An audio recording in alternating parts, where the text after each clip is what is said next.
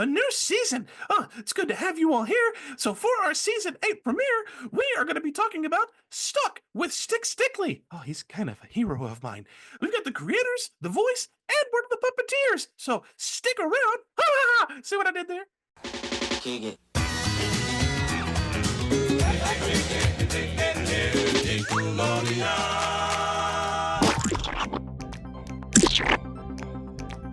Welcome to Splat Attack, a podcast honoring the slime-filled past. I am your French fry snack shack worker, Manny.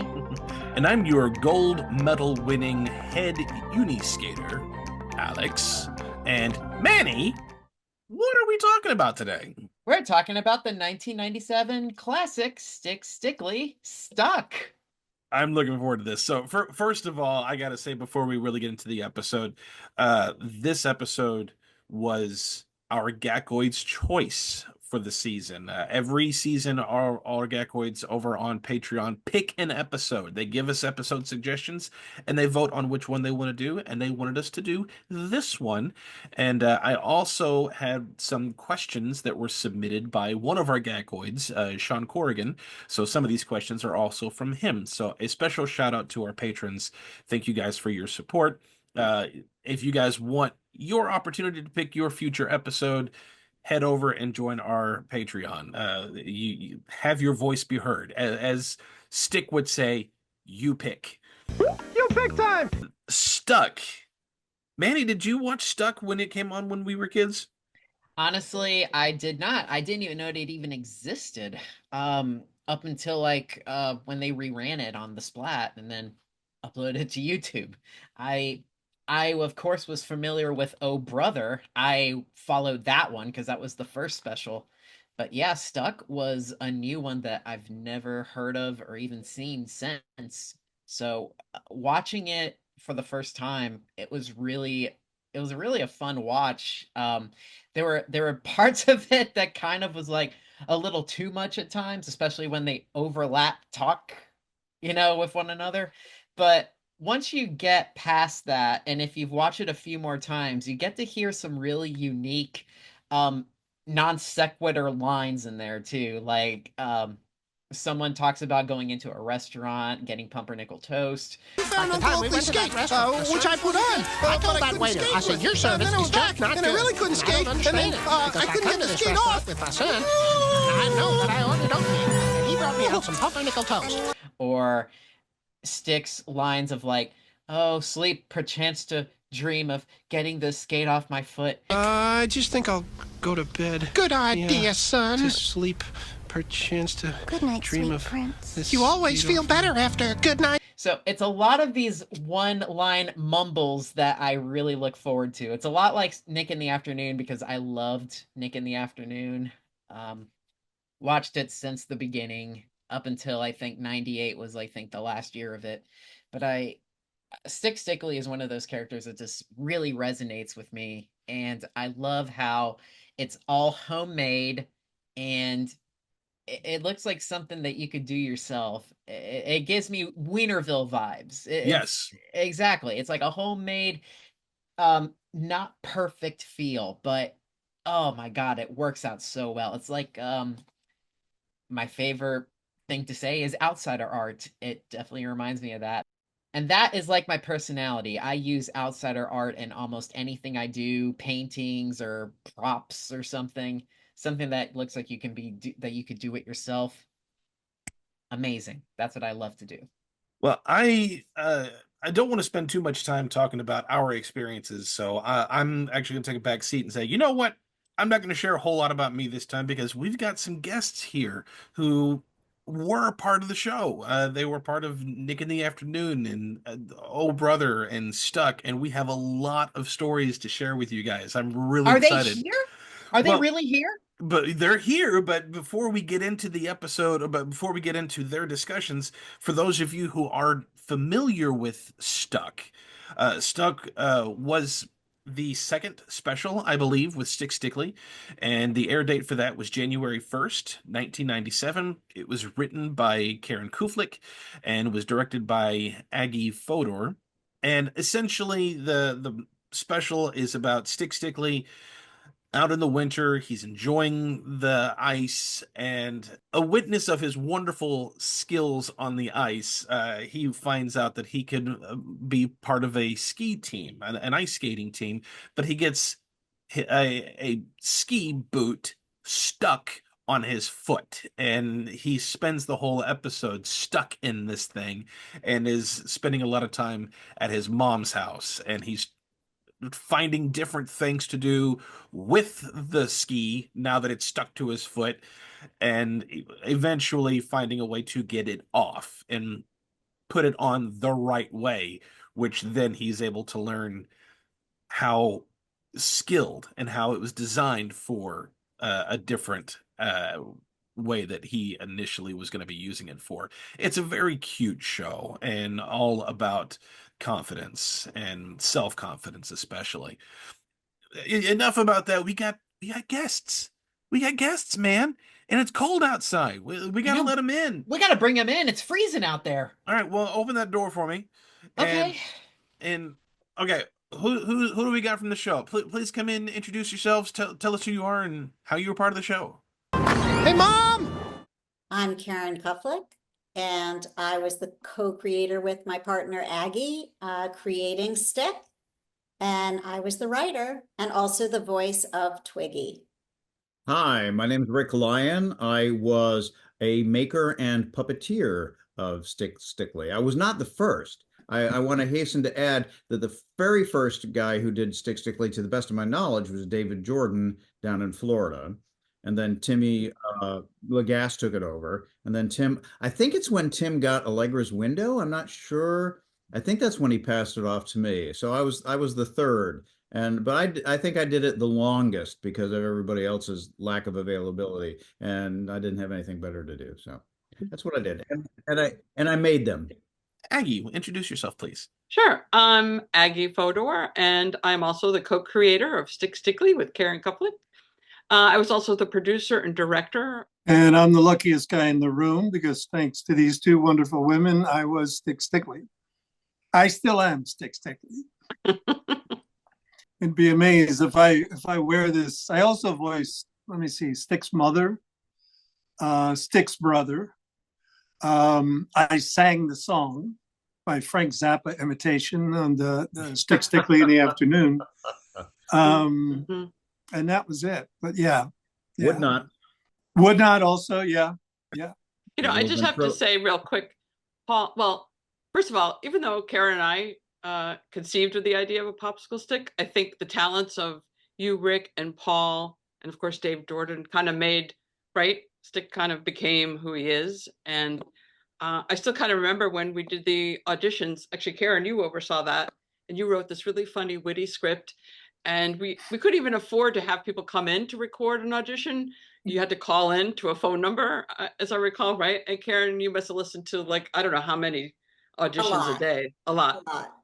And I remember when Karen walked into my office and was like, "We found Stick." Like you were just like, and I listened to it and I was like, "Oh my God." We were in love with you, Paul. We were just like, he is Stick. I don't know. The crazy thing is, I don't know where that came into my head. I don't remember the audition that much, but I don't know where that came into my head. And Karen, I don't know how much you had written for us to do when we auditioned for it, but I was lucky. No, there was a script, but your interpretation of it, Yeah, I think, definitely. really, right? And the laugh, of course, and just it was so cool. I was thinking about it today, and I thought that it was one of those creative experiences where you guys gave me so much room to play and so much to do on my own that it was always very loose, but it was always so much fun. And I found that guy immediately, and it just built from there. And then it was just it literally was a creative ball. Every day that we worked, because I had no idea what you guys were going to do from day to day. I had no idea. Literally what I used to love was when you'd write the songs and it'd come in and be like, okay, here's the song, do it. And I'd be like, I'm not really a trained singer. I might need a minute here, just a minute to get these down. But the guys at Broadway Video were really great with that too. They'd like be very patient when I do it. But it was a ball, man. Well, and I remember the shoots being that way too. I mean, we always had we never just went out and made it up. It was always scripted. It was always planned. But within that structure, there was always an enormous amount of flexibility. And there were always like, well, this is what we thought we were going to do, but now that we're here on the sidewalk, this is going to work much better. I mean, everything was, you know. Well, speaking of Oh Brother, actually, you just reminded me, because we had that flexibility, also because we didn't record sound when we were shooting, right? So we could move pretty quickly. We didn't have to worry about a fire truck going by or a plane going overhead or car honking. I mean, if we had to stop every time there was a noise in Manhattan, we'd still be shooting it. But I remember once for Oh Brother, we went to Chinatown and we scheduled it so it was at the same time as lunch, right? And we all went to a Chinese restaurant for lunch and we all got our fortune cookies. And somebody, I don't know who, but somebody had a fortune that was something like, you will be fortunate in everything you put your hands to. And of course, Karen and I were like, oh my God, that's a perfect setup for a stick joke because he has no hands. And so it wasn't in the script originally, but we just decided to shoot it and we'd figure it out later, right? And so we were able to do that because we were so nimble and we could make stuff up as it went because we had a small camera and a small crew, right? And then Paul, you would just make up, I mean, I think we wrote something, but often I feel like the direction I often gave you was just like, okay, read the fortune cookie and then make a joke about, but I have no hands. And then you would take it from there and it would just be brilliant. You will be fortunate in everything you put your hands to. That's great. But I don't have any hands. I'm leaving that one on the table. Check, please. I think that was part of what worked, though, because the fact that I didn't know what was coming. And one of the biggest things, I talked to somebody about a year ago about this that wanted me to do this interview. And I said, one of the things that I always felt about Stick was that he was unsure of himself, like any kid growing up. I mean, there was kind of a hesitation to everything that he did. He was madly in love. I mean, he was, you know, it was ridiculous. He couldn't express any of that stuff to Holly. And I think that part of it, you know, the crazy ass way that you guys recorded it and shot it was like, I didn't know what was coming. So there was a hesitation in my voice because I really didn't know what I was going to see.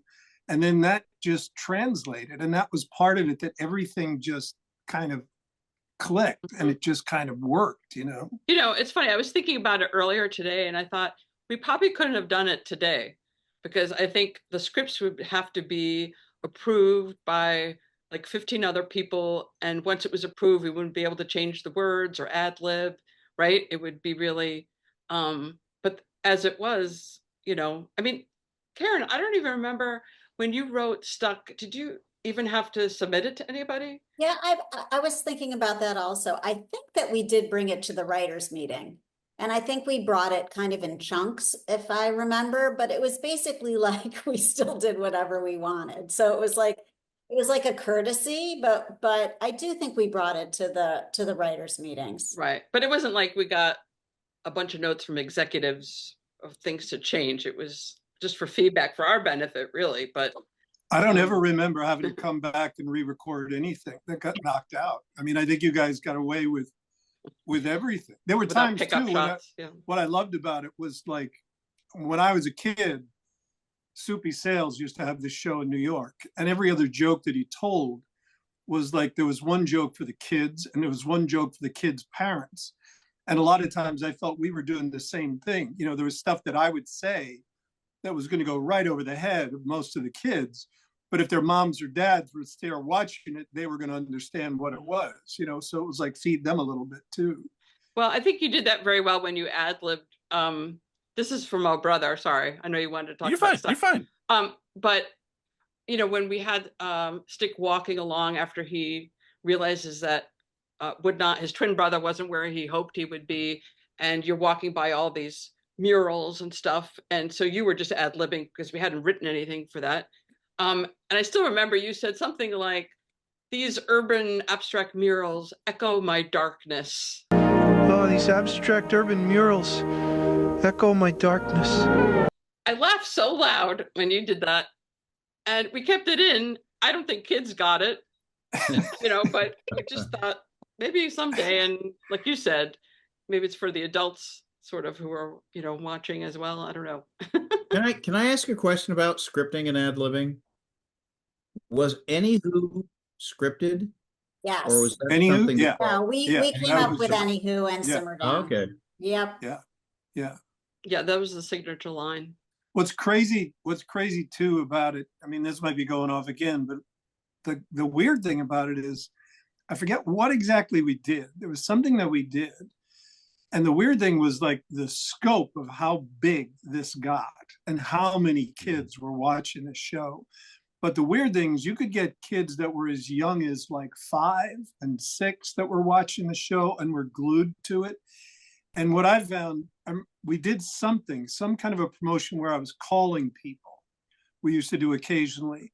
And the more you got out of the big urban areas and got out into the, the sticks a little bit in the middle of the country, you had kids who were 15, 16 that were hooked in and watching the show, man. Mm-hmm. So you're playing to this huge audience.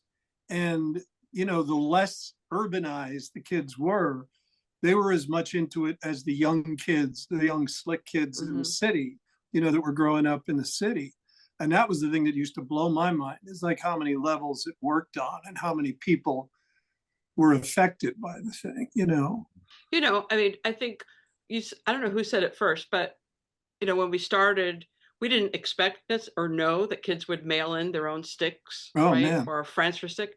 And so when that happened, we incorporated them into one of the segments, right? Because we said, well, hey, we have all these sticks. Let's make them the star of one of our segments. Today, Straight From You is from Sam, Veronica, and Rosa. Hi, everybody. Oh, my gosh, I'm so happy to be here. Well, I was sent in by Veronica, Sam, and Rosa. Hi, guys. How you doing? Okay, well, my name's Veronica, and I'm single.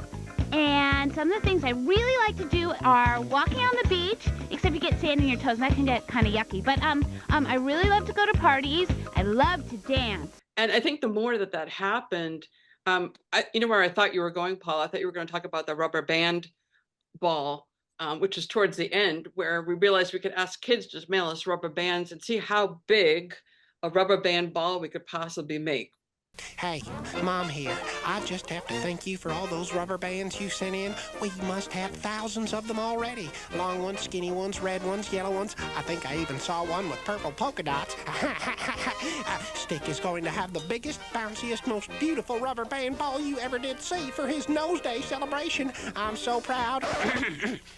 And we had it was a challenge, right? Because it was thousands of rubber bands. My favorite, there was one, and tell me if I'm wrong, if you guys remember this differently.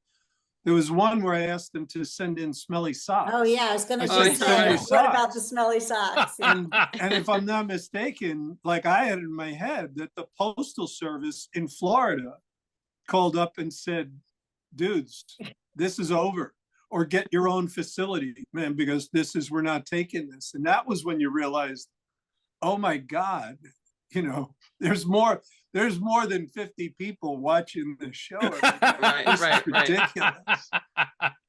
Smelly socks. Smelly socks. Yeah. Jeez. Yeah. Wow. Oh, that's awesome. Well, that was a key to this. The grosser you got, the better you were. Any kind of gross jokes, But we had one of the segments was called A Rotten Idea, where we just do a time lapse of food rotting. Remember? Like an apple or a slice of pizza. We didn't do many of them, but yeah. I think the grosser, the better. Yeah. A lot of the stuff. Yeah. Dipstick, like you were mentioning. Yeah. Right. Oh, those are great. Okay, well, before we get into the Stuck special, we got to know what inspired the creation of Stick Stickly. Well, I remember. Do you remember being in Scott's office, when it actually kind of began?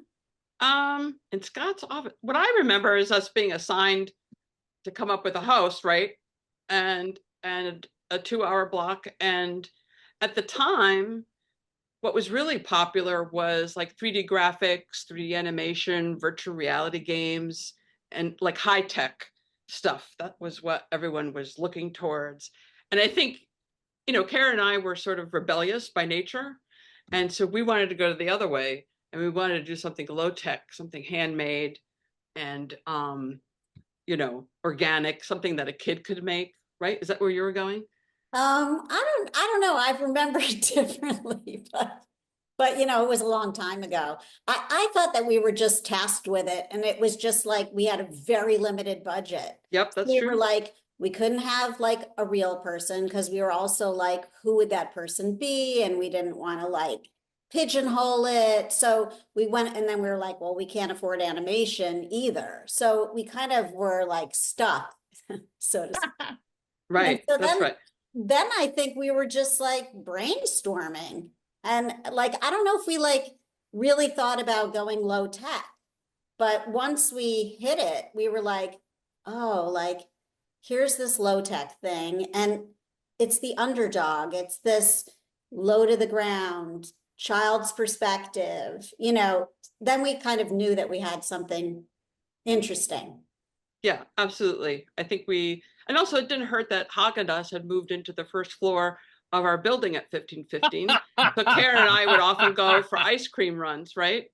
And I think that's how it happened. We'd just literally had popsicle sticks in our hands, and then the idea stuck, as it were. So yeah, and then it just seemed obvious, like that was a good idea. And but I remember affordable. When we were pitching it to the creative director, we were kind of like, yeah, so we'll just have like a talking popsicle stick, and his mouth will never move. Like, thank you, Karen. So can you see? Thank you very much. You're fired. Well, you should know though, what we pitched to the executives was before he was made into a 3-dimensional. It was just a drawing ink face on a popsicle stick. And I remember that meeting very well, because I think someone was like, is that it? Like, and very cautiously they gave us the green light, but I think they said, all right, let's just do 2 weeks, see how it goes. And then, let go from there. Obviously, it went well, but I mean, I think it was a good lesson too. I think, and just, sometimes you need the time and space for things evolve, right? Yeah.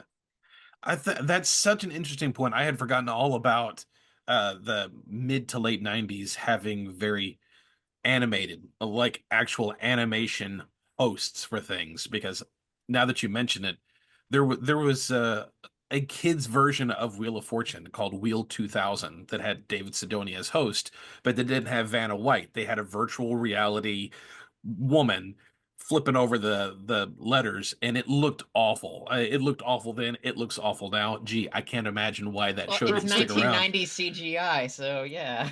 And that was right around the same time that Stick Stickly was around, and who resonated with audiences. A little tangible, fun popsicle stick. The low tech was absolutely the right way to go. That's so cool.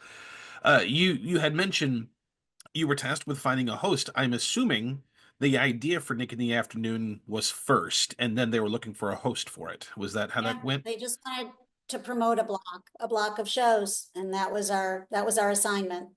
Yeah, it was all one thing. We have a 2-hour block, come up with a host for it. And at the time it was, it was just for the summer. And so yeah. It was 4 days a week, right?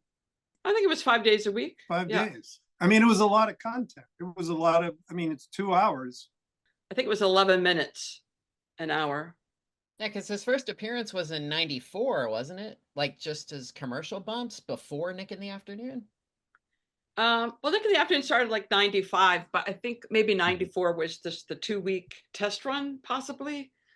But I think it was 95 to 98, right? So, and then we didn't do the first special until, actually we did the Oh Brother the first year that I remember. And then Stuck was in 97, like a couple of years later.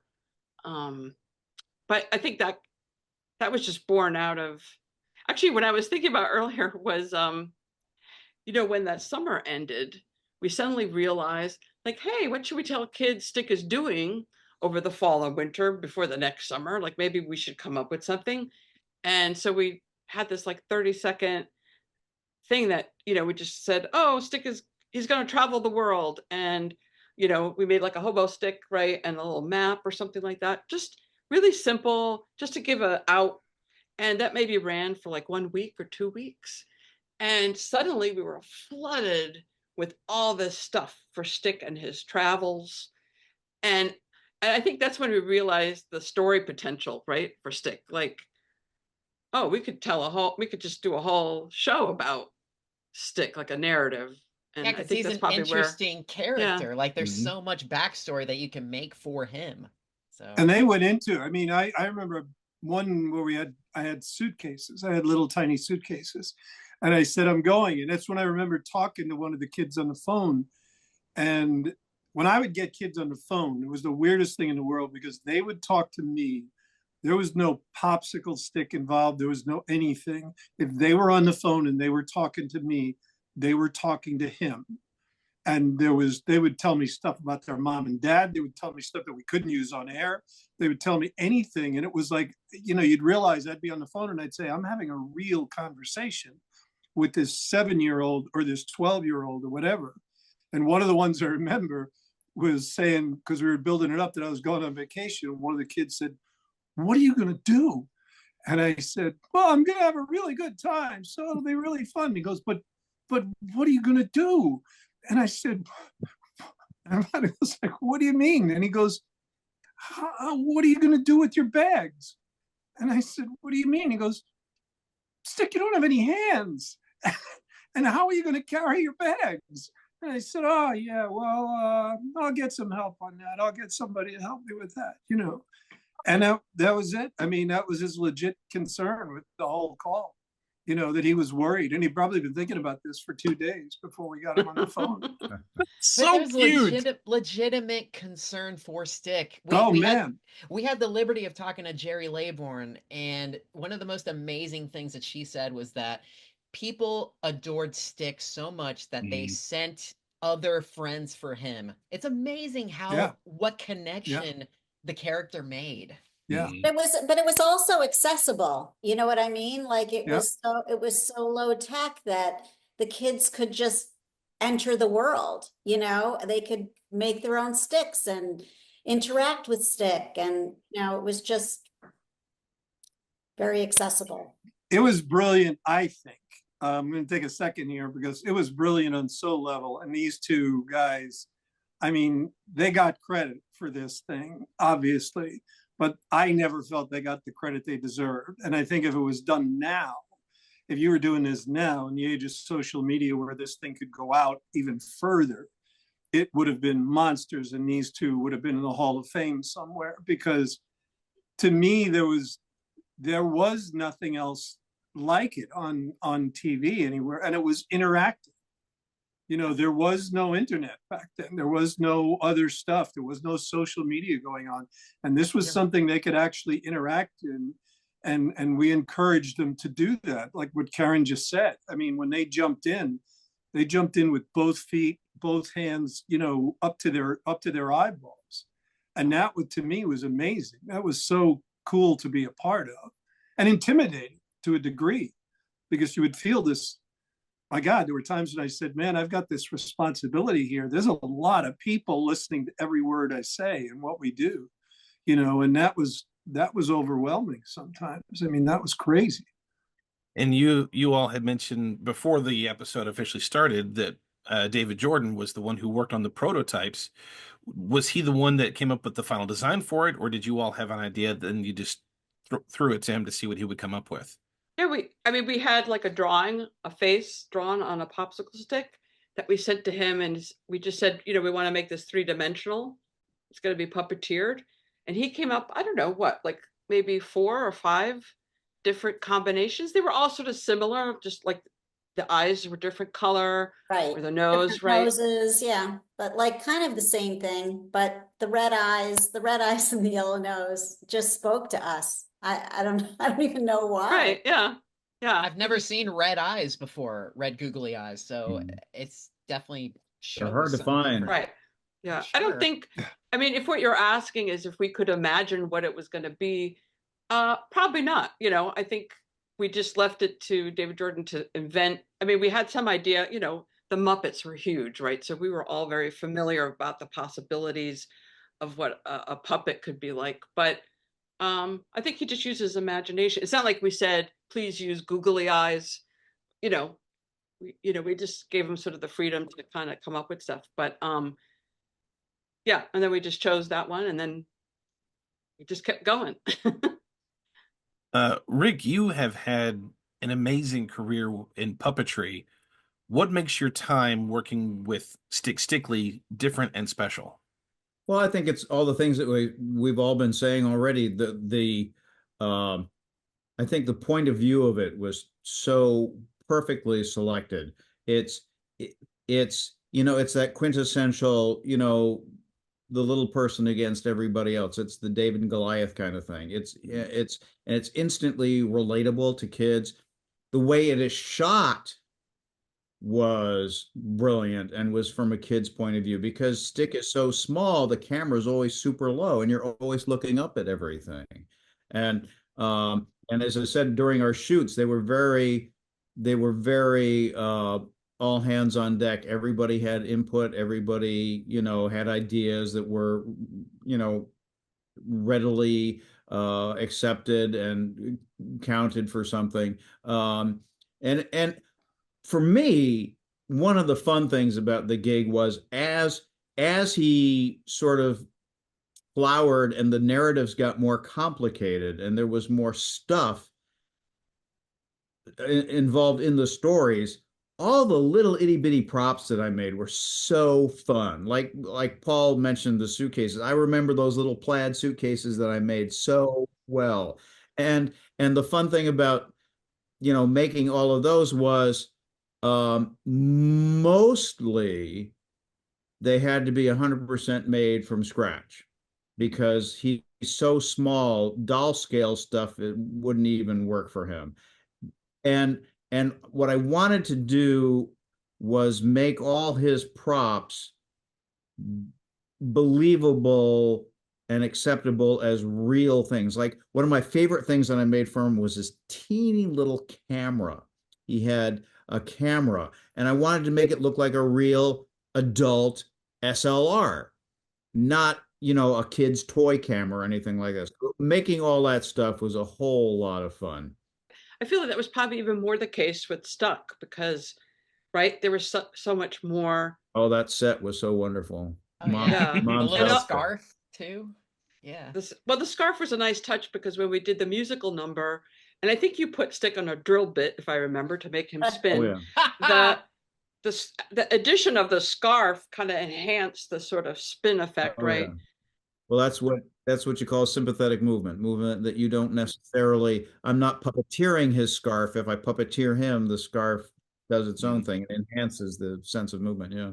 Yeah. What I liked about it too is because up until that point, we'd only ever see Stick, because your hands had to be at the bottom, and this was a chance to actually flip it and see the bottom of Stick skating on ice.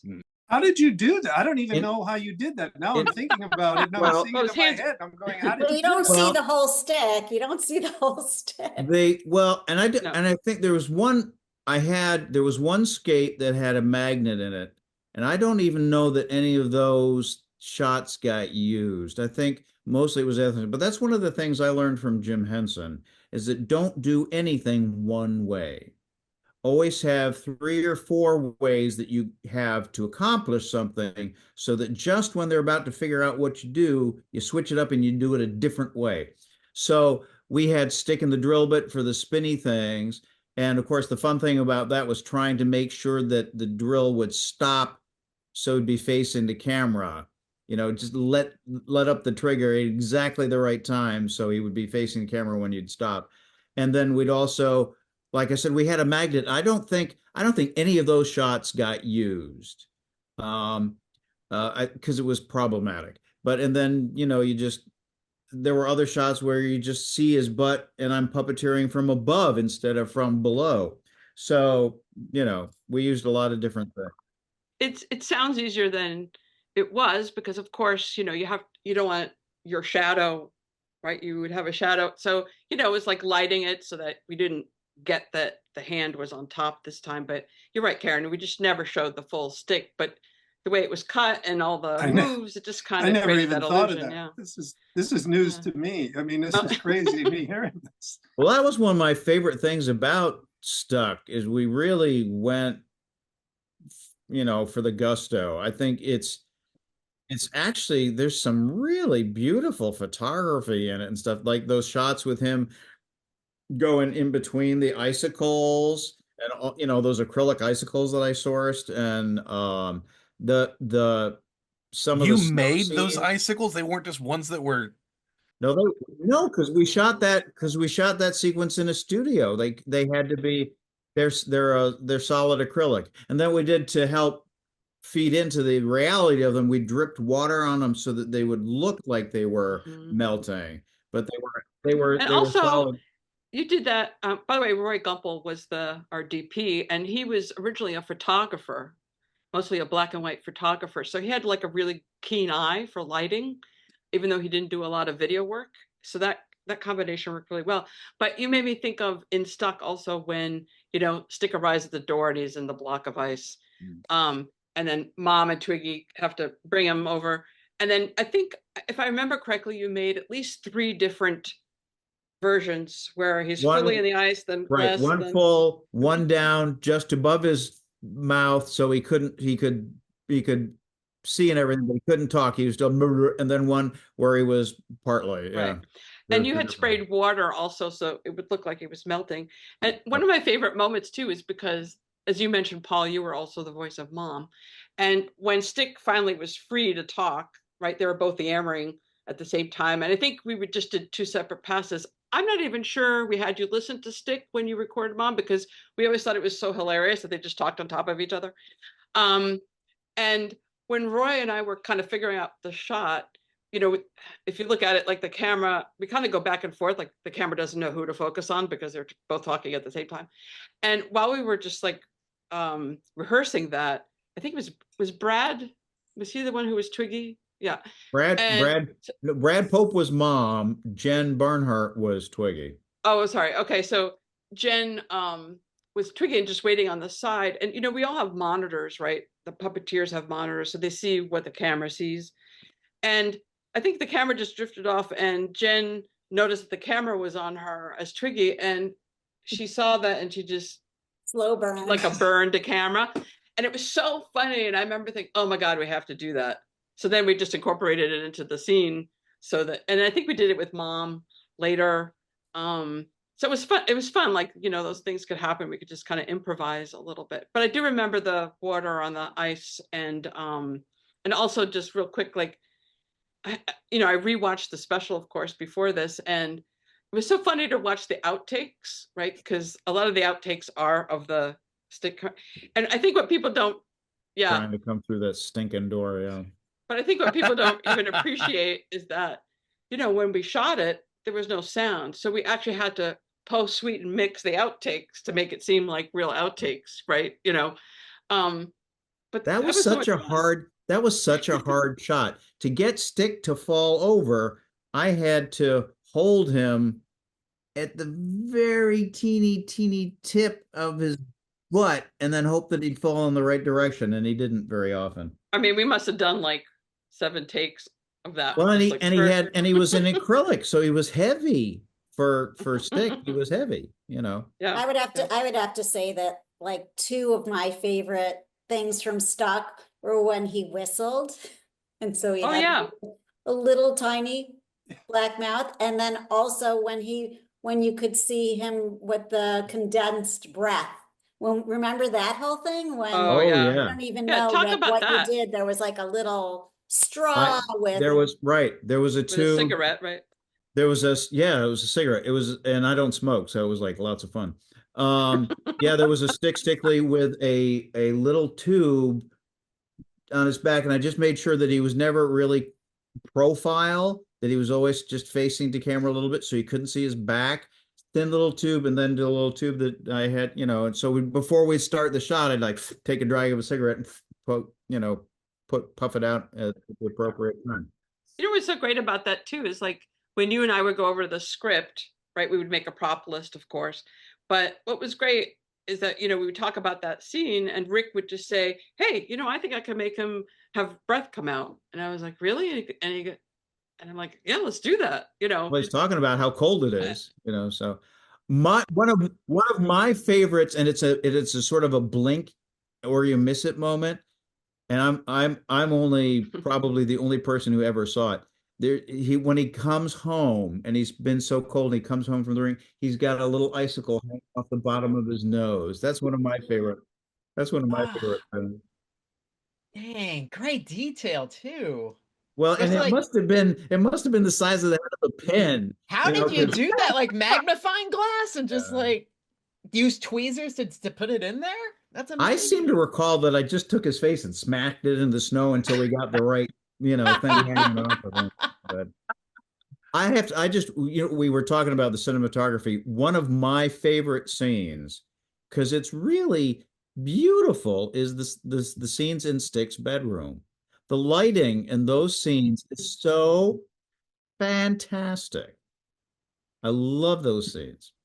Right, the stars, the images up on the wall. Oh, it's just beautiful. I mean, and people forget. Oh, there you go. People forget how small he is. Making those scenes with all that tiny little stuff was not easy, because if you moved a light even a millimeter, it would completely change the scene. It was everything. My desk had a phone. I mean, everything that was there. I mean, was like when I'm listening to you now and I'm going, my God, I didn't even realize it then. It's like everything about it. When you go back to so many shots and everything is this big. Oh my God. Oh, the toaster? Yeah. Yeah. Yeah. But even for his room, I can't remember what the wallpaper in his room, but I just printed out weird little crazy things for his wallpaper.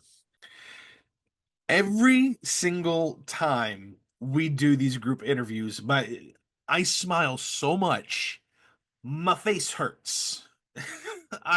I am tired of smiling, and there is still so much to talk about. So I'm going to take a face recess because I need one. So we're going to cut to a commercial break and see what all is going on in the world of Splat Attack. Please don't go away. Stick around. We got a lot more to go with these guys. So stick for more stick. Hey, come back. Don't go away. We got more Splat Attack Podcast. Thank you for tuning into this episode of Splat Attack. If you're enjoying this episode, please hit the like button, subscribe, make sure to hit that notification bell to not miss what we do next. If you are listening on a podcast app, please leave us a review. These small actions from you have a big impact on us. Looking to fill your Splat Attack love? You can connect with us on Patreon. We have bonus mini episodes every Friday, slime streams twice a month, early access to our main episodes, and more.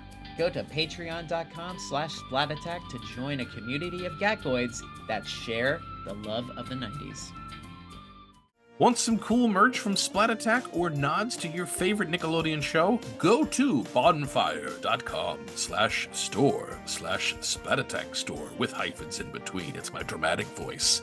Simmer down, we even have a Stickly shirt. Plus, you can play around with different shirt types and colors, customize your outfit, and look fabulous at bonfire.com/store/Splat Attack store with hyphens in between.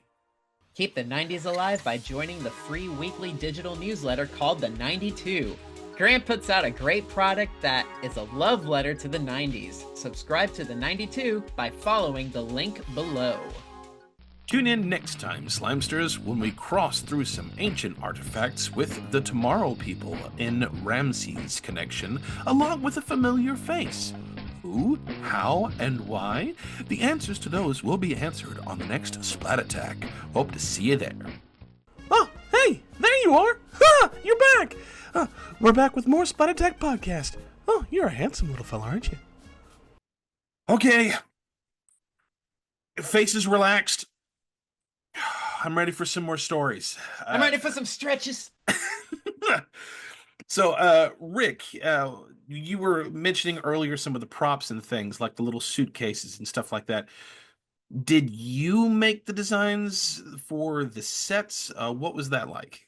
I worked on it. I collaborated with my good friend David Regan, who actually was the de facto designer of it. We built it together, but he really kind of designed it. But the whole thing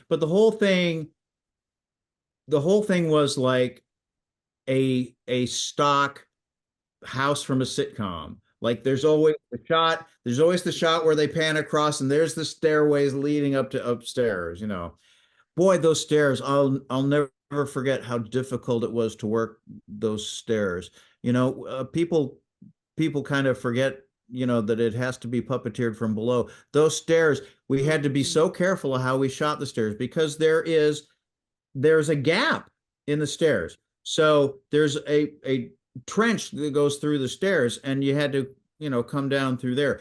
But if the camera was just one way off either way, then you'd see the trench. You had to shoot the stairs absolutely dead straight on so you didn't see that.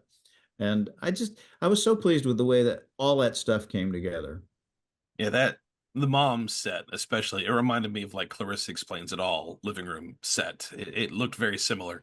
Yeah, it was, you know, it was straight up. We wanted it to be like a typical sitcom-y house. But what I love about it is all the little details, like, you know, the doilies on the chairs and all the stuff is very retro, very mom, you know, very mid-century stuff. Paul, has anyone recognized your voice just as Stickly?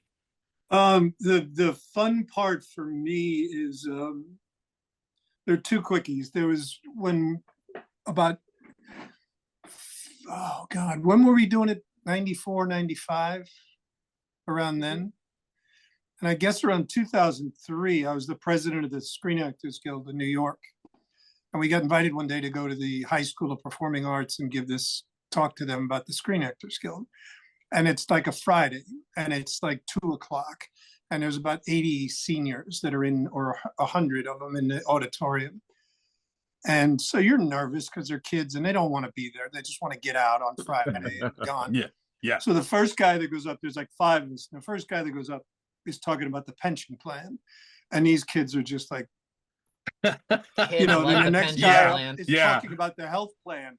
And I'm sitting there going, oh my God, these guys are like 16, 17. They don't care. And then somebody talked about something else. And I said, forget this. I'm just bailing on this. And I was such a total cop-out coward. And I went up and I was supposed to talk about something serious because I was the president of the thing. And I went up and I said, I'm just curious. Did any of you guys watch Nickelodeon years ago when you were growing up? And they literally were in their chairs like this, and they went, yeah. And I said, did you happen to watch Nick in the Afternoon? Like, you know, and when it was there, and they said, yeah. And I said, well, I'm Stickly. And the freaking room went berserk, like Elvis like had walked in the room, and that was it. And they went crazy. And I spent the next hour like talking to them about everything. And then, you know, as soon as I did the voice, and then, you know, I remember it was over and everybody was mad at me and they were going like, you weren't supposed to do that. And I'm going, you guys died up there. I said, I killed it up there. And I said, I don't care, man. I don't really care. But the one thing that I stuck to all during the years was that I realized that, like when we moved up here, we live in Westchester. And when we moved up here, the word got around that Stickly lived in his house. So I'd have kids knocking on the door, you know, coming to the door and saying, can I have an autograph? And I'd say, yeah. But then I realized, you know, they would look at you and they would do a thing. And we had done the phone calls by that point, you know, I mean, that was some of the stuff. And I said, because they'd look at you and they'd look at you like this, and then they'd go, oh God, you're like old and ugly and you're tall and you're not. And I'd be like, oh God, can I go? All right, can you just go now? And then I said, I'm not going to say. And from that point on, I said, no, I'm not Stickly. but if you give me your phone number, I can have them call you. And I did this with a couple of other characters that I've done over the years. And I learned, I think from the Muppets, you were never allowed, if you were a tourist or somebody visiting, you were never allowed to see them hanging, is what I was told, like backstage or something like that. And I said, I'll have him call you. And I would call them. Then they'd hear the voice. Then, like I said before, they'd stay on the phone with me for 45 minutes and give up everything that was in their soul. But so I never wanted to break that illusion. And I learned that really early on. Like, no, this is not, I am not cool at all. He's cool, but I am not cool at all, you know? And they would be thrilled whenever I would call, man. I mean, it was, yeah, it was pretty neat. I kind of want to ask this to Paul as well. Like, so what was it like coming up with the voice of Stick? Like, did you have to audition for that, or was it a voice in your head? I don't know. I mean, I said to Karen, I don't really remember. You did audition. I think you called in. I don't remember what I did or why that one kicked in. But it's weird sometimes that you know, sometimes for us, sometimes it works, sometimes it does. I auditioned for SpongeBob, but I had no idea what to do with that script. I mean, it was literally where it didn't make sense. And it was a lot different than what hit the air, you know, the original script that we read. But this one, whatever reason, that voice just came into my head right away. Wow. And I remember being sure that that was what I wanted to do, you know, and I didn't want to screw it up. And that was the one that I wanted to do. And then thank God, you know, Karen in her infinite wisdom was kind enough to pick me, man. But a lot of that for us, it's a crapshoot a lot of the time, you know? Yeah. No, I think when we both heard your voice, we were in love. We just knew it. It was just fate. Yeah.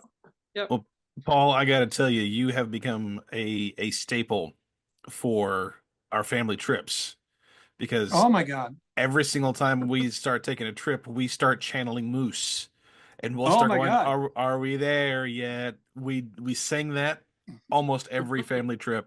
Are we there yet? Are we there yet? Yeah, I wanted them to do this is, again, I didn't understand about Nick sometimes. I wanted them to do a CD of all the songs, because Moose, I used to sing a lot of songs. And in my head, I'm capitalist, you know, American Moose. And I'm saying, yeah, 1999, the best of Moose, you know, but they never did. They never put them out there. And I'm so terrified. Like I can really sing well. And I used to back up a lot of people. I used to write for Meatloaf years ago, and I used to sing in a lot of stuff. Wow. But I'm terrified when I have to sing on the spot. And these two made me sing on the spot all the time. And it would be like, okay, go. And I would be like, I'd be calling my wife on the phone and going, oh my God, they did it again. And I have to say, I gotta go. And Moose was the same thing, man. Moose, they'd come up with like all these songs, and some of them honestly were not great. And it'd be like, okay, go. And I'd be like, I'd be more scared, I think, than anything that I remember ever doing in my life, when I had to sing like just in front of the people that were in the room, or these two, when I was doing Ice is Nice and that stuff, you know. But everybody was really, really kind. I mean, they were really, really patient, really, really kind. You all were talking earlier about like you had dialogue, like you would listen to. Paul never heard Stickley's voice while he was recording as Mom, and you were saying that you all had freedom because you didn't record the sound. Were things like dialogue specifically, was that all? I don't want to say all, but was a lot of that improvised, especially for the specials, where it was, because like you were just mentioning the blooper reel at the end. No, it was written. I mean, it was written, but like Aggie and I would say, just yammer here. That's the stage. That was the direction we would give to Paul. We just need a little yammer here. So like he'd do the script, but then he'd kind of just like trail off, or, you know, so it was a nice combination. It was a great character. It's a tribute to Rick and Ozga, because the bottom line is a lot of times if you turn in this much, it's almost like a, what? And that kind of moment, all you had to do is angle it like this. And it was like, I don't know, and it'd hop along, which also makes your voice kind of do stuff. But then if you would stop and then just do a little bit of a wiggle like this, it was like us saying, what? And that kind of thing would happen a lot. That would, that was like really, really cool to play off. Well, I think especially Karen's right. For the half-hour specials, it was mostly like 90% scripted with some yammers in it.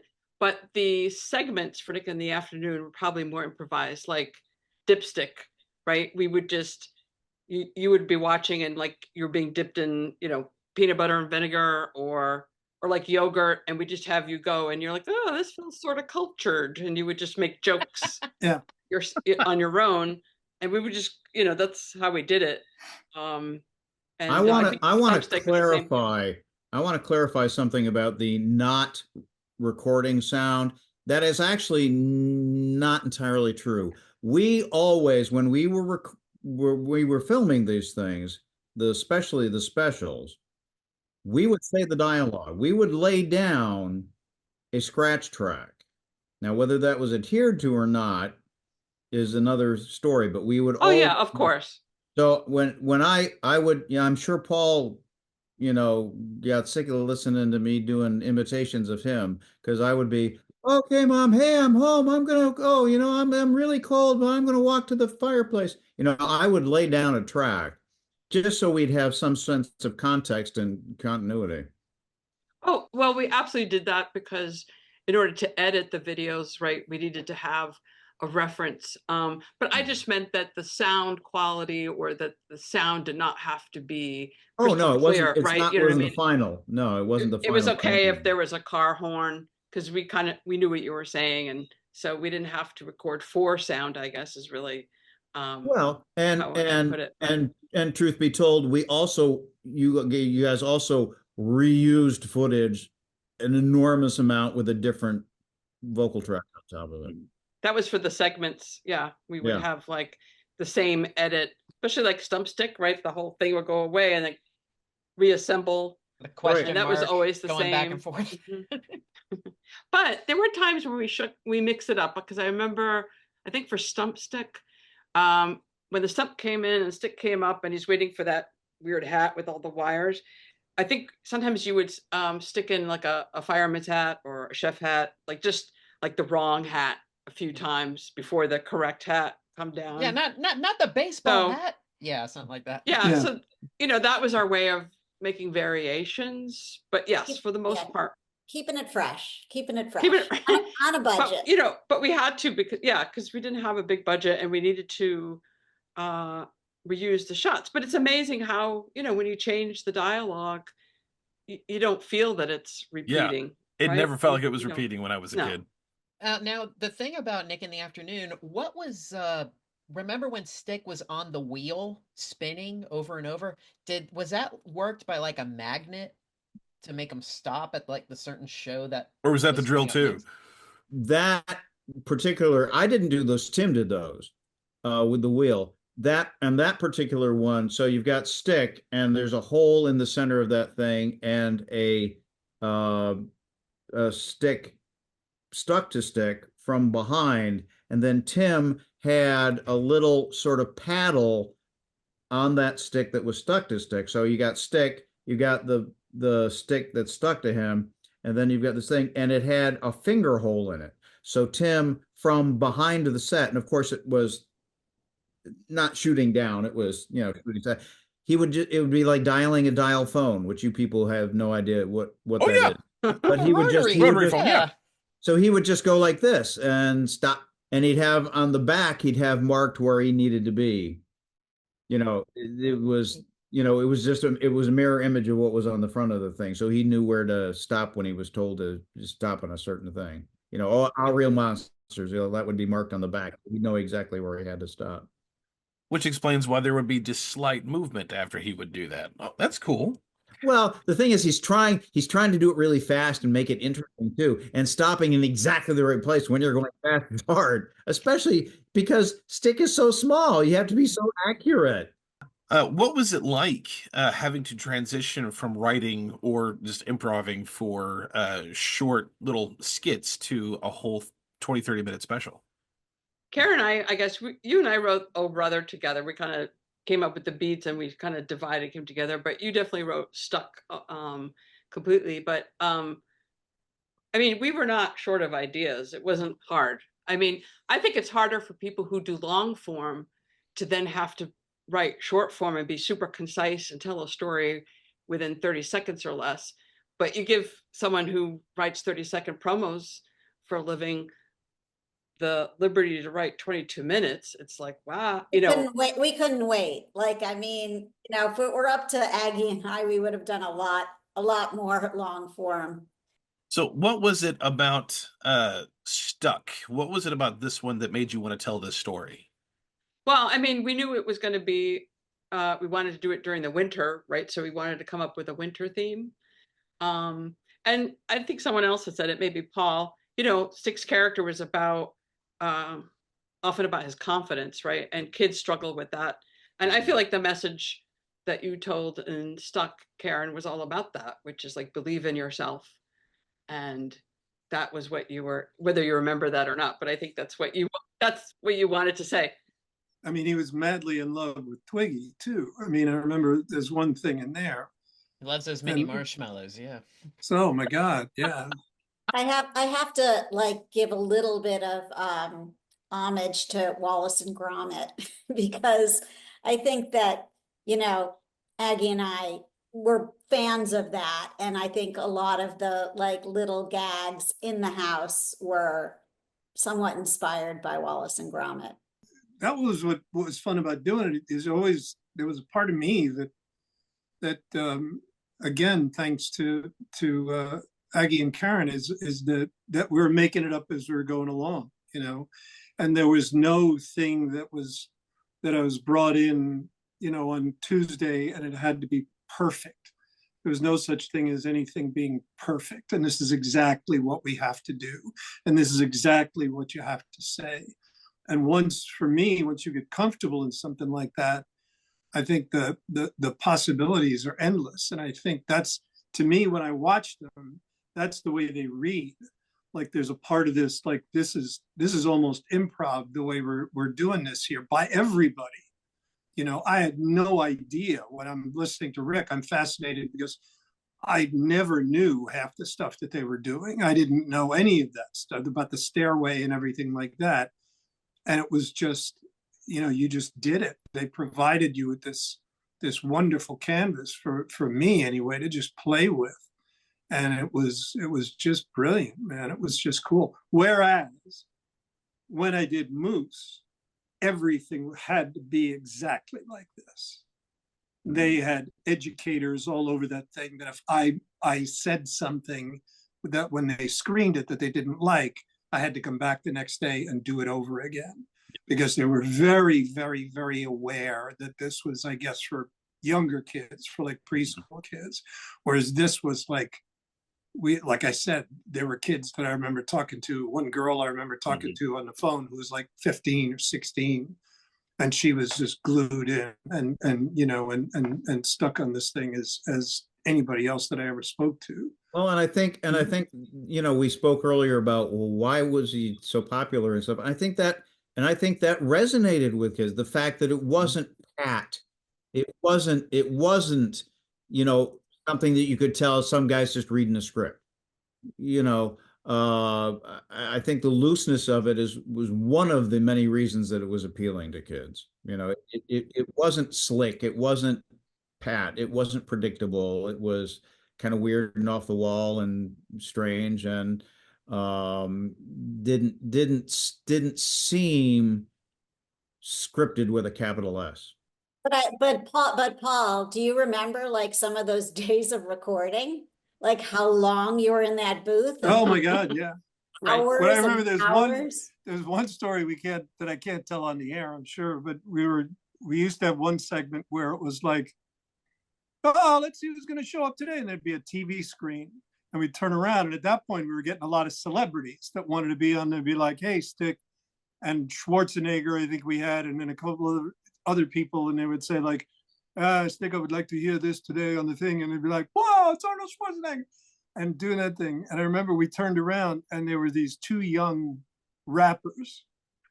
And I had no idea what I was turning around to. Like, these guys wouldn't tell me who was going to be on there. So I turned around and there were two really young guys in like these berets and these shades and just, you know, sitting like this. And they were so cool. They were so like young and hip that they said like, yo, Stick. And then they were like, this what, you know, that one went on the thing and it did. And then we're both talking about the thing. And I remember doing this take where they had me back. And then I turned around and I was like, what the hell? I have no, what?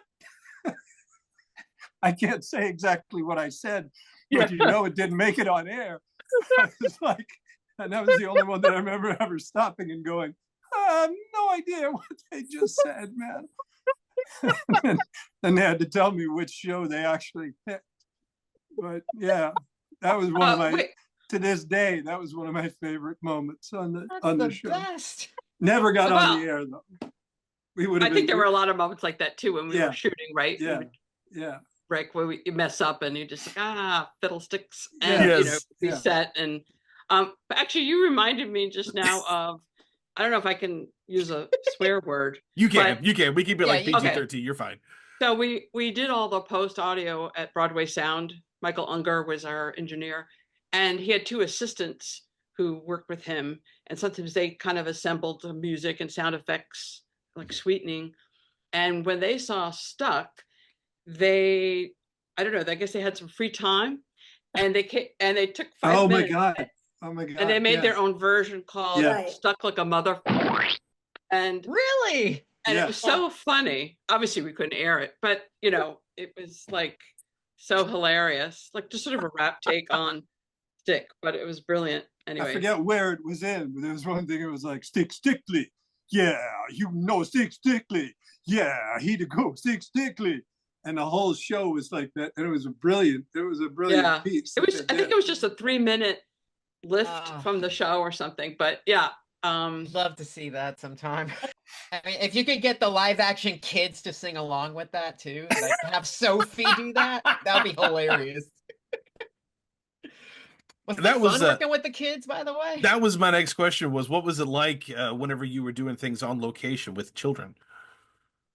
Well, we didn't have as well for the specials.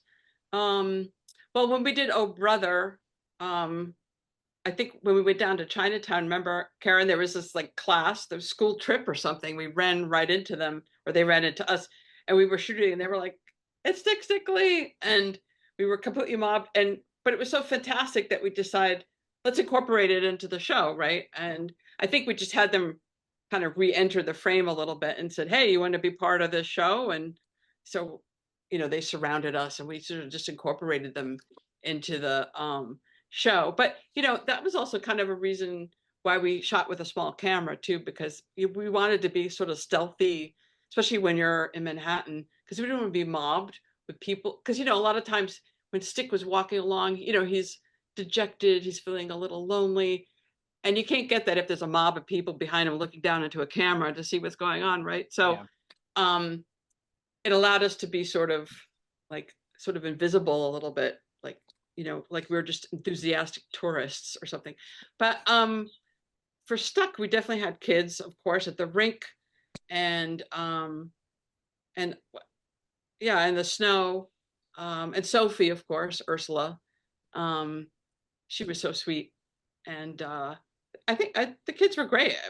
There was no kid who didn't want to be a part of it, really. Mm-hmm. They were all on board. Well, there was interaction with kids live on a lot of the segments too. I mean, I remember we did that one series of segments at the beach, and then we did one at the summer camp, and there was a lot of dialogue with the kids in those. Who are now like 30 years old, or 35 or 40 years old. Too. Like one of the coolest Actually, I'm Facebook friends with one girl who, I don't know, I was looking for quotes and she had written something really fantastic about what a fan she was growing up. And she had lost her mom when she was 10 and like her life was just upside down. And she watched a lot of Nickelodeon at that time and Stick was her favorite. And so we're still like Facebook friends now. Yeah, it's super cool. If I run into people even now, the fun thing for me now is to not you get in trouble if I say to you, how old are you? Especially to a woman. I'm never going to say, how old are you? But what I'll do is you work around that and I'll say, how old were you in 1995? And then when they tell you how old they were then, and then I'll do the same thing that I, copped out at the High School of Performing Arts and say, did you watch Nickelodeon in those days? I just did it. My daughter works for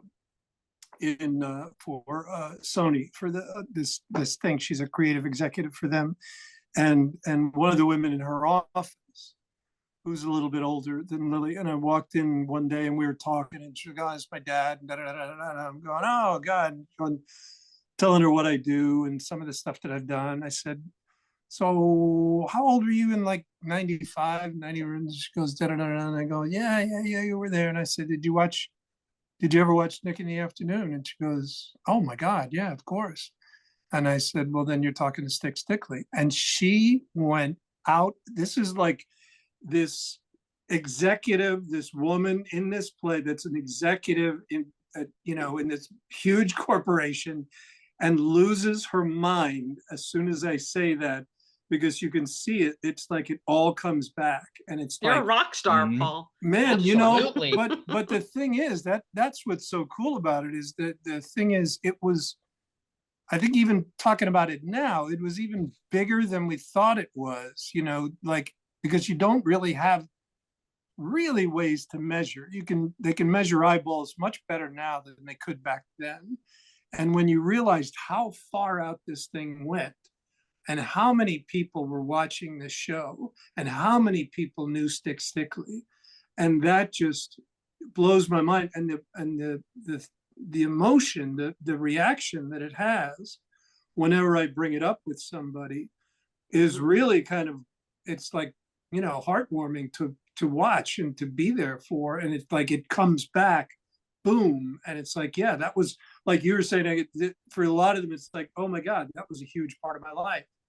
I would come home from school at 3:00, and for the next 2 hours, I was there watching, Nick in the Afternoon. I was gonna say, I imagine if we had social media back then, we would get so much more feedback too, right? My God. Would know, we would have a better sense even of all the fans that we had. Yeah. I have a little quick Stick story from, I was in California in December, and I was like at this retreat, and I don't know how it came up, but somebody told somebody that I used to work at Nickelodeon, and this woman came up to me and she goes, "Write to me, Stick Stickley," and she started singing the song to me, and I was like, "What?" And she was, "I grew up on Stick," and it was just like, it's amazing. There are people who know that, "Write to me, Stick Stickley," like as many people know that as know the Brady Bunch theme. Yes. Yeah. Yes. Amazing. So It's a that phenomenon. addressed that song, which Karen came up with so brilliantly. I belong to this like trivia league. It's called Learned League, and it's like by invitation only. I was invited by our good friend Tom Hill, and one day they had a trivia of the 90s, and the address for Stick Stickley was one of the 10 questions. And actually, they had almost all the address except the zip code, and you had to remember the 10108. And when Tom sort of gave me a heads up, like, you have to do this one because you will probably get most of these answers right. And of course, it came to me right away, but I was so nervous. I'm like, what if I'm wrong? Overthinking it. But I just wrote it in, and of course, I was right. But it's just like, wow, that's so crazy. And actually, we were just talking right before this. I don't know if you guys watch Abbott Elementary. I do. Okay, so on the most recent episode, a woman bumps into Gregory. He's that tall, skinny guy. Yeah, the tall dude. Yeah. And she says to him, "Watch it, Stick Stickley." Yes. And You're No. right. Yeah, they actually Yeah. say that. And it was just and like, I was like, oh my God, Stickly, someone wrote that. Wow. like my God. sister like texted me like, oh my God. So I guess it's still relevant. Wow. I think it'll be relevant forever. It's one of those characters that are just extremely timeless. Like, we can't wait to get this episode out and just see how many people are going to be like, oh my God, I remember Stick, P.O. Box 963. It's just, everyone is going to remember this for sure. I always think too that to me it was like, because now you've got everybody in your pocket. You've got a way of talking to 500 people in the next 5 seconds if you want to. But the bottom line, I think it was the only interactive thing that was actually on TV at that point. You were an active participant in the show. You were guessing at what I was gonna get dipped in. You were guessing at this stuff. I was asking you questions. We were going back and forth. And I think, like, when I think back on it now, it's like, the Muppets I loved, and the Muppets are one of the most brilliant things that's ever been on TV. But the Muppets were performance. You knew, you were there, and they were doing a show for you. And this thing was like, I think, intentionally or not, they always felt that they were part of the show when they were watching the show. They felt like they knew that who Stickly was. Yeah, the audience was always invited to engage. Yeah. And that was nobody else. That's what I meant about the credit that I always I'm happy to shower on the two of them, these two guys, because nobody else was doing that. And I don't think anybody else did anything like that for a long time. And I can't think of anything really to compare it to, I don't think at the time. We also actually just reminded me, we used to have a closing credit where we put all the kids' names who sent us stuff instead of ourselves. We just put the kids' names up, which was kind of fun. And I think kids probably thought was pretty cool. Yeah. You know what I really loved about Nick in the Afternoon, and it's a shame that there's no repeats or anybody who has any archives of this, but the very first season of Nick in the Afternoon, you got to see the inside of Nickelodeon Studios. But it was just so neat to see Stick interview Legends contestants or Guts contestants.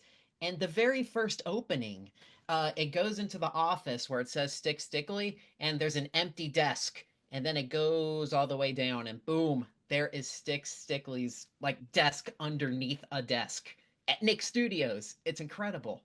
Love it. I'll never forget that. That was fun. And I think there was one point where I forget where we were shooting exactly, but the stages at Nick Studios were like the size of football fields. And when we shot there once, the tour, they made the tour give access so they can look down and see what was shooting at any given time. And if you went through the tour at that particular time, you saw this huge empty studio with a teeny tiny table in the middle with like 4 people around it shooting Stick stuff. It was so silly. Meanwhile, cool. Back in New York, right, we were in this like little insert stage, shooting our stuff. But that's an awfully nice thing to call a closet. That was such a yes. That was such a tiny little. I don't know how they got away with calling it an insert stage, but it was a sweat box. It was a sweat box. Well, they painted it blue, so I guess. But I think they really used it for auditions, actually. But again, because having perfect sound was not important, we could use that space and not have to like rent a big stage and leave the office even, right, to do it. So it was very convenient. But yeah, I know it got hot in there. Boy, did it? Because there was like no AC, or it was crazy hot. I always liked the location stuff so much. That was so much fun. Yeah, trying to figure out how you were gonna shoot stuff, and okay, well, you're gonna bury your arm in this sand dune here so that Stick can talk to this over here. Or and you did all that without a lot of the toys that people have to play with now. I mean, your life was so much more difficult with what you guys were doing than it would be today. And it was absolutely what it was. There was no, there was no chroma key, nothing. the only time I can remember that we used chroma key, we used Ultimate was when we did the space stuff. But usually it was all it in camera. Yeah, it was all in camera. It was all just, and again, I think that's the kids knew that. They knew they weren't being fooled. They knew that what they were seeing was real. One of my favorite location things was, and it took a while to figure out how to do it, was when we did the summer camp thing. We had Stickly out in a canoe on the pond. I had the remote control Stickly. That was a lot of fun to figure out. Yeah. A remote control Stickly? Yeah, it was radio control Stickly. Wow. But I think one of the brilliant things that you did, Rick, was when we did Oh Brother and Stick is rowing the boat. Obviously, he's not Tim really rowing. Was that Tim? Oh, maybe you're right. Yeah, okay. Tim did Oh Brother. Sorry. The illusion of like him rowing the boat works so brilliantly, even though impossible, like physics wise, right? But just the movement and the framing, it kind of worked. When you were talking, I was just thinking, so many great locations. My least favorite location, and I think it came down to a budget. We wanted to do in Oh Brother an aerial shot, right? And of course, it was about the Twin Towers, and we wanted to fly around it. But the footage cost so much that it was cheaper to rent a helicopter, right? So Roy and I, why I agreed to go in the helicopter, I don't know. I didn't go in it. You were lucky, because in order to do this, I thought they'd just like attach a camera to the bottom of the helicopter, but we didn't have that fancy a rig, right? So they just moved the entire side of the helicopter, right? So you're sitting in a helicopter with the complete like door and whole side gone. Roy is next to me. And of course, because he's a camera guy, he's like wanting to lean out as far as possible to get like the most amazing shot. And I'm like holding on to him because I'm afraid he's going to like fall out. And it was terrifying, really. And of course, the pilot, he had a broken arm, I remember. He had his arm in the cast. What? And I was like, that's not good. And he's giving like his coordinates every like 10 seconds, which I guess is smart, right? Because there's so much traffic. Anyway, he goes around and we do the whole thing. And Roy turns to me, he goes, "Can we go one more time? I just want to try something." And I was like, oh, you're like, "No, I don't want to go back again." I really didn't want to do it, but I was like, for Stick, okay, yes, for the art, we have to do it again. I was like, oh my God, what am I doing? We did it one more time, and then we landed, but it was, it was great. I'm glad we did it. But it was just the fact I'm sitting here and I'm listening to all this, and this is such a kick for me because I'm going, you're in a helicopter circling the World Trade Center for a show about a popsicle stick. I know, right? And I mean, you can't make this up, man. I mean, you can't like. It's just too good. It's just really, really too good. It's a phenomenon. Yeah. And afterwards I thought, because we had him sitting, we kind of cheated him that he was sitting in the helicopter, but we should have made him the pilot of the helicopter. Probably that would have been pretty funny. I guess it's also like kudos to Jerry Laybourne or whoever, and you're going into, I'm picturing some of these stories now that you guys are telling, and you going into a meeting and going, so Tuesday, I'm going to need a helicopter that we're going to rent, and we're going to fly around the World Trade Center, and her or whoever it was saying, yeah, okay, Aggie, okay, Karen, that's great. And it's like, now it would be like, get out, just get out and close the door behind you, get out. And you guys got away with all that stuff, man. Yeah, that's well, thankfully we didn't have to pitch that, but yeah, they just trusted us for better or for worse. And I don't think it would happen today. That would not be so easily like. Oh no, they'd use stock footage and key them in front. Yeah. But that's like I said before, that's the thing that was so great about Stick. It was all real. I think we have just about exhausted a lot of the questions that we have. We had so many questions, some, again, that Sean had submitted, and those questions just were answered throughout these stories. So I think we're going to shift to a new set of questions with our segment for the episode, which our segment is Say What? Say what? Say what? Say what? Say what? Say what? Say what is the segment that we are doing? We're gonna flip flop this thing. That's right. Yeah, my turn. Yes. So for Say What, it's very simple. We have picked, I should say Manny has picked 6 quotes from the Stuck special, and we're going to see if our guests here can guess who said these lines. So, who said what? So, Manny, what is our first quote? Did I ever tell you that your great-grandfather was frozen? He was one of the first freezer pops. Mom. That was Mom, yeah. Did I ever tell you your great-grandfather was frozen? Hey, Mom, He was one of the first freezer pops. do we have an ice? And wow, my very first only una scati.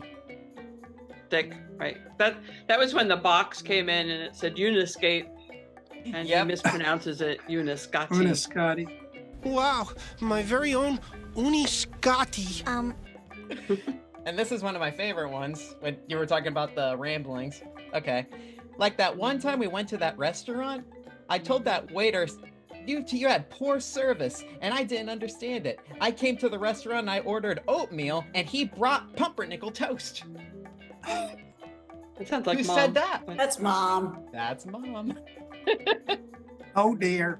At the time we went to that restaurant, which I put on. I told that waiter, I said, your service is just not good. And I really couldn't skate, and then I couldn't get the skate off. With my son, and I know that I ordered oatmeal, and he brought me out some pumpernickel toast. Oh, great. They stuck me on French fry prep again. Sophie. Yeah. Sophie. We should find out Sophie. where Ursula is these days. We Yeah. should. She was so fantastic. Oh, she was great. She was so devoid of any pretension. Ernest. I would know, call she her was- Ernest. She was so real and honest. Absolutely. Oh, great! They stuck me with French fry prep again! Can someone get this picture to move the right way? Maybe Twiggy.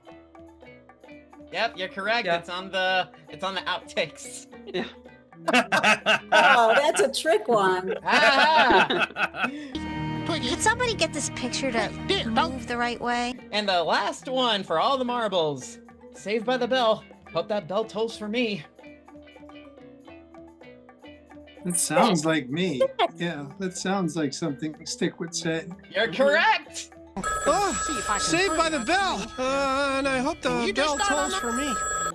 Karen has no idea. Karen was really intimidated, and because I was so in love with her, and her voice just like always to me was like this thing of like, oh God, I can take this or leave it, or yeah, I gotta go, and Stick would always be like, oh my God, does she love me? She doesn't love. Oh, what have I? No, God. And it would just like feed me all the time, and it was like I was so madly like stupid in love. And it reminded me of the girl that I had there was a girl named Bridget that I went to grade school with. It was my first crush, and it was that kind of thing. It was always like, no, wait. Can I just say one more thing? And don't say anything stupid. And it was really, really cool. It was really, really neat. Well, now we got to find. Encapsulating that. Well, now we got to find out where she is now. Bridget. Yeah, I know where Bridget. she is. Yeah. No, I know where she is. I'm still in touch with her a little bit. Oh, wow, really? Yeah. A friend of mine did one of these crazy things and tracked down all these people that I went to grade school with, and we got together about 4 or 5 years ago. And it was really, really freaky. It was really, really strange. Some people look exactly. Some people don't look anything like they look, and some people look exactly like they. Only you feel like they're smaller. Everybody got smaller and whatnot. You go, oh my God. That Stick small, I hope. Shrunk? Yeah. But I wish to God we had never stopped doing it, man. I mean, it was just so much fun. It was just really, really good. And, I will be forever grateful for being a part of this. One of the highlights of my life. And again, like seeing the reaction that people still have to this day that's pretty freaky. That's pretty gratifying, man. that you were hitting them right at an impressionable age, and they really remembered it. And they really related to it. And that's. I speak for Alex and myself. I mean, this is just a tremendous honor. Like just talking to you guys, this is incredible. So I know that it was a job, and you guys were creating something, and you didn't realize at first the connection that you all were developing. But speaking as one of the 90s kids that enjoyed this, you guys, nothing you don't already know. You absolutely made a connection with me, with other people that are my age. You guys have created something absolutely beautiful, and reminds me why I love Nickelodeon at that time frame, because there was nothing like that then. There's nothing like that now. And I just want to say thank you for all the work that you put into this beautiful character. It means a lot to all of us. So thank you. Oh, thanks. Wow. When you hear it, we'll tell them to send in smelly socks and see whether we can do it again. We're gonna do that. See if we still have the clout to get them all. We'll give somebody. No, we'll pick out somebody's address at random. And we'll just say send them there, and we'll see. We'll send smelly socks to Nickelodeon HQ right now. Say Stickly sent me. Yeah, John Brennan in Ohio. Send it to SpongeBob, Alex. John Brennan in Ohio was surprised to find 50,000 pairs of smelly socks delivered to his house on last Tuesday. Okay, that's it. I'm ding ding ding. I'm tapping out. That is it. We're no more questions. No more questions except one. We have our closing question for the episode. Manny, what is our closing question? Our closing question is: have you ever ice skated, or have you ever peeled potatoes with a skate? Write to us or email us at splatattack2021@gmail.com, or DM us on Instagram at Splat Attack Podcast. Subscribe to our YouTube channel, Splat Attack Podcast. Interact with us wherever you find us on social media. And a very, very special thank you again to all of our guests for being here for this episode. It's always an honor when we get to meet people like this, and this was no exception. Dream come true right here. So awesome. A special thank you again to our Gakoids for suggesting this episode, and also a special thank you to Sean for the questions that you had submitted. Until next time, Manny, will you help me close up the studio, please?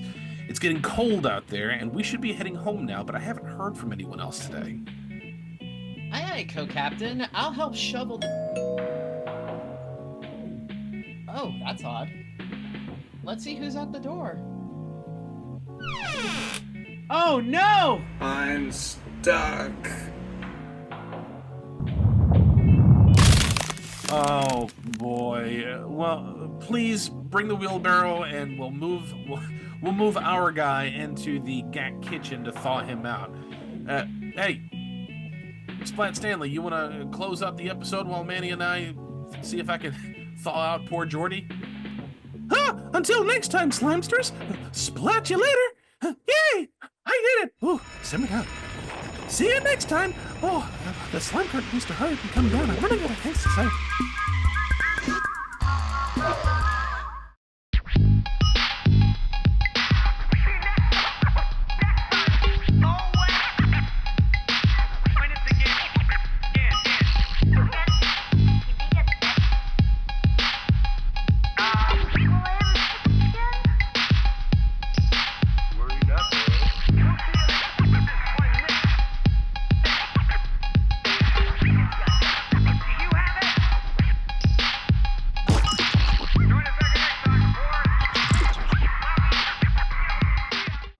This episode was recorded at Splat Attack Studios, in virtual home studios, though none in Florida.